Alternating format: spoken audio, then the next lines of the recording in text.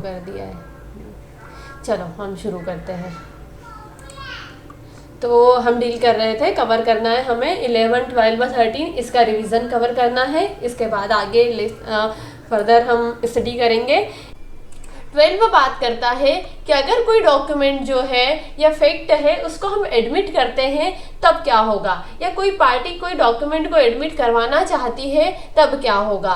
तो अगर कोई पार्टी जो है जैसे डिफेंडेंट है वो प्लेंटिफ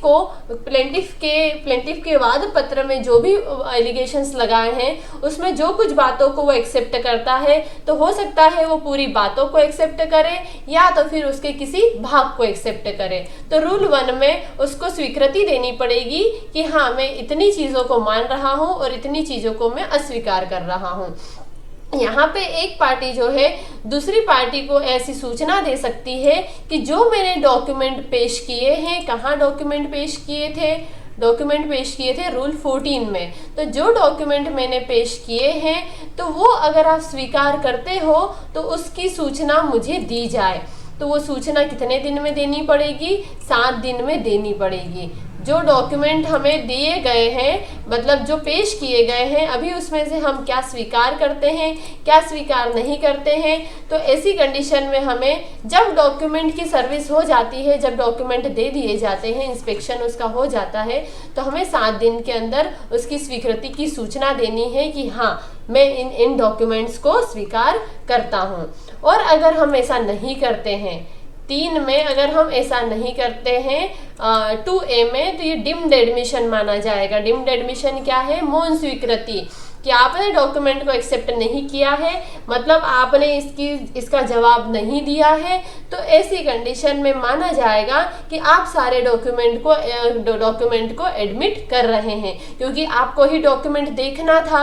अभी आप बताइए कि आप उसको स्वीकार कर रहे हैं या नहीं कर रहे हैं। और अगर आप कोई भी रिप्लाई नहीं देते हैं तो 2A में माना जाएगा कि डिम्ड एडमिशन माना जाएगा कि हाँ आपने डॉक्यूमेंट्स को एडमिट कर लिया है। इसका फॉर्मेट दे रखा है फॉर्म नंबर 9 में।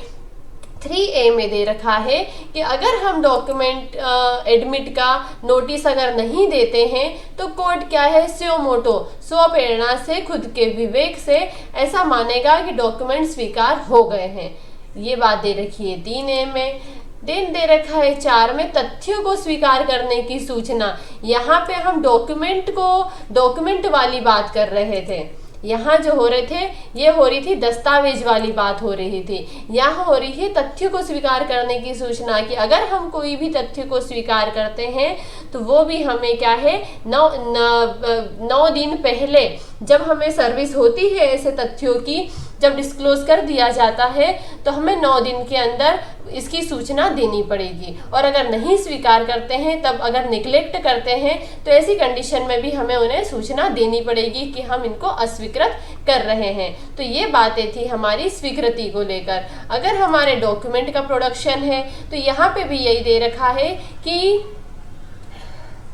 अगर हमें सूचना की तामीली देनी है या पेश करना है, सूचना को वापस देना है कि हाँ हमें स्वीकार है ये डॉक्यूमेंट, तो ऐसी कंडीशन में हम उसको कैसे करेंगे? एफिडेविट के थ्रू करेंगे। एफिडेविट के थ्रू हम हमारा नोटिस देंगे कि हाँ मुझे ये चीज़ें जो है वो एक्सेप्ट है। तो वो कौन देगा? वो प्लीडर भी दे सकता है या उसकी ओर से कोई और है, क्लर्क है, वो भी ऐसा नोटिस दे सकता है कि हाँ पार्टी को डॉक्यूमेंट जो है वो एडमिट है। ऐसे शपथ पत्र नोटिस ऑफ सर्विस का सफिशिएंट एविडेंट होगा। अभी शपथ पत्र दिया क्यों जाता है? शपथ पत्र इसीलिए हर चीज के साथ लगाया जाता है ताकि शपथ पत्र का मतलब ही ये होता है कि मैं मेरे होशो हवास में मेरी पूरी जानकारी के साथ मैं ये चीजें प्रोड्यूस कर रहा हूँ। तो जब शपथ पत्र लगा दिया जाता है तो इसको सफिशिएंट एविडेंस माना जाता है। इसके बाद फिर क्रॉस एग्जामिनेशन और इनकी जरूरत नहीं होती है। मतलब ऐसा नहीं है कि शपथ पत्र लगा दिया तो क्रॉस एग्जामिनेशन होगा ही नहीं।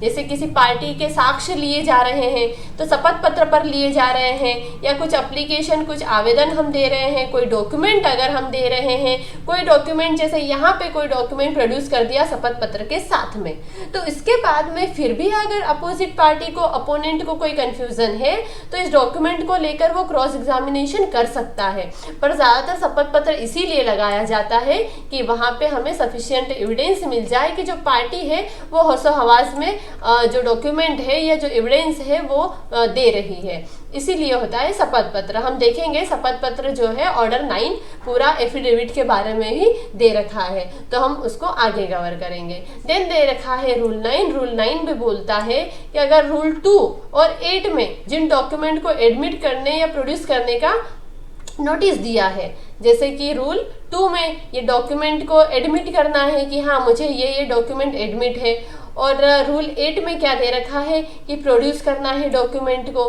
तो अगर ये दोनों नोटिस दिए हैं और वो ऐसे नोटिस है, मतलब वो डॉक्यूमेंट या फैक्ट जो है वो ऐसे हैं जो नेसेसरी नहीं है, मतलब डॉक्यूमेंट यहाँ एडमिट करने की बात हो रही है, वो भी डॉक्यूमेंट एडमिट नहीं है, एडमिट करने लायक नहीं है, और यहाँ पर भी जो डॉक्यूमेंट पेश किए जा रहे हैं वो ऐसे हैं कि वो नेसेसरी डॉक्यूमेंट नहीं है, उनका प्रोडक्शन ज़रूरी नहीं है।